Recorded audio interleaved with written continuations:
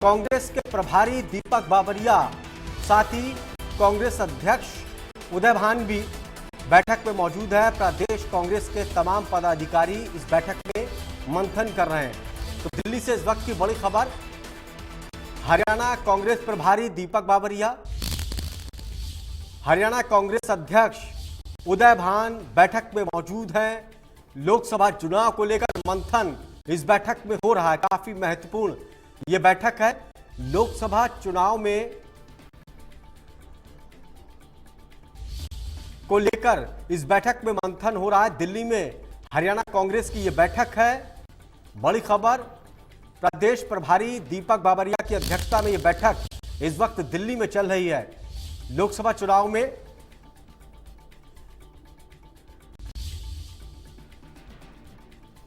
बता दें कि इस वक्त की बड़ी और अहम खबर दिल्ली से, कांग्रेस से जुड़ी। हरियाणा कांग्रेस की इस वक्त दिल्ली में बैठक हो रही है।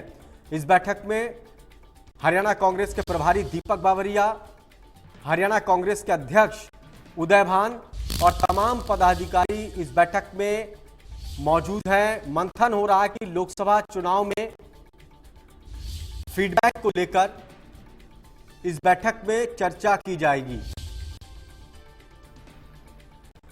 तो बता दें कि हरियाणा में लोकसभा मतदान के बाद कांग्रेस की यह काफी महत्वपूर्ण बैठक है। 4 जून के लोकसभा चुनाव के नतीजे आएंगे, लेकिन उससे पहले यह बैठक हो रही है। कांग्रेस दावा कर रही कि इस बार हरियाणा में बेहतर नतीजे कांग्रेस के पक्ष में आएंगे। कांग्रेस का कहना है कि लोकसभा में हरियाणा में बेहतर परिणाम उनके पक्ष में आएंगे। जनता ने खुलकर कांग्रेस को वोट दिया है, ये कांग्रेस के नेता दावा कर रहे हैं।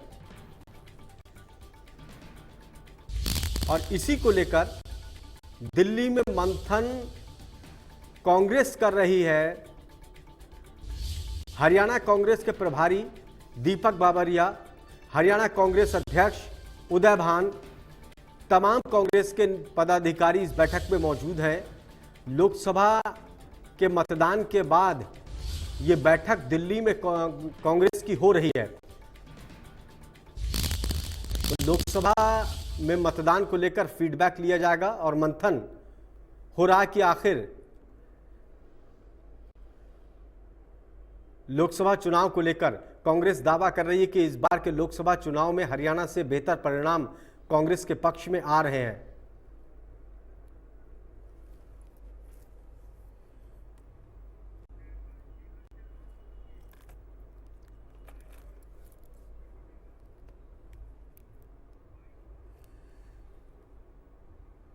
चलिए सीधा रुख करते हैं दिल्ली का, जहां हमारे सहयोगी दीपक शर्मा इस वक्त मौजूद है। दीपक शर्मा, बैठक में कांग्रेस की महत्वपूर्ण बैठक हो रही है। किन किन मुद्दों को लेकर चर्चा हो रही है इस बैठक में?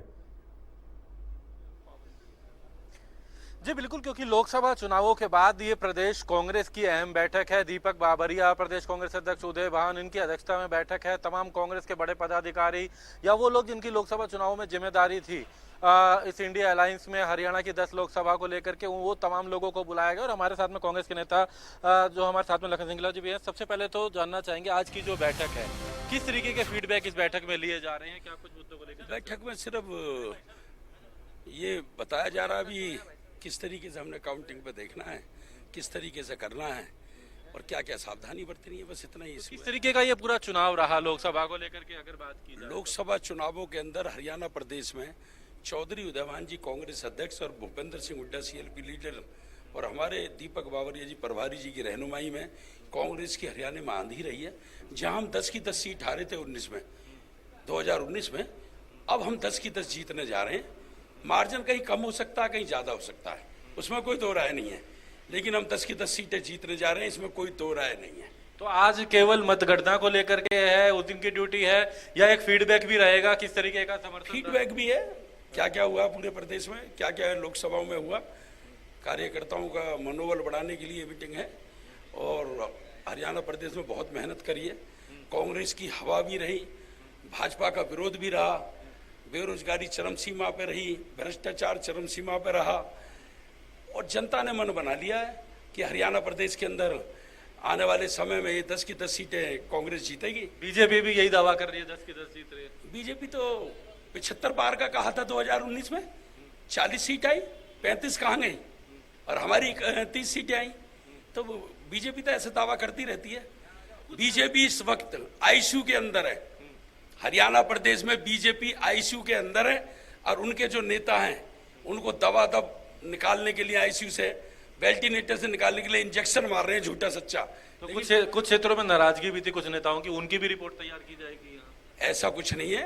हमारी फरीदाबाद लोकसभा सीट पर चौधरी महेंद्र प्रताप जीत रहे हैं, 100% जीत रहे हैं, क्योंकि 10 साल के कार्यकाल में चौधरी कृष्णपाल गुर्जर ने कोई काम नहीं करा। उनका विरोध इतना था, महेंद्र प्रताप जी का कद इतना बड़ा था, उनके साथ महेंद्र प्रताप जी की आंधी थी, कांग्रेस की आंधी थी।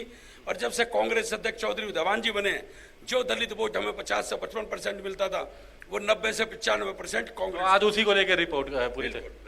तो कांग्रेस की ये बैठक है, हरियाणा की सभी सीटों को लेकर के एक चर्चा है, रणनीति बनाई जा रही है कि किस तरीके के समीकरण इस बैठक, इस चुनाव के दौरान रहे, इस लोकसभा चुनाव में।